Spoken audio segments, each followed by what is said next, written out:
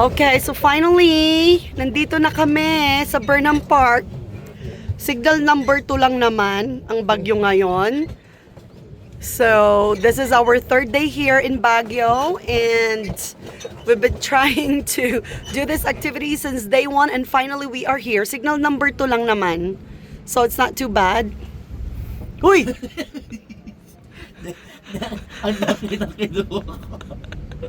Aura, pak! Oh, pak! Pak! Oh, grabe. Oh, okay, go. Ayan. Saan ka? Ano may mukha mo tayo?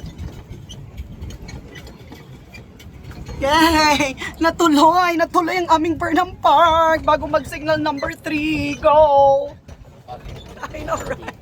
Tapos sumasampal yung tubig sa yung ano.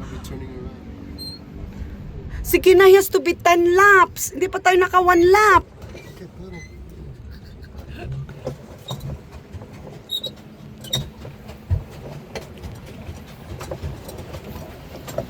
Pagka second lap. I know.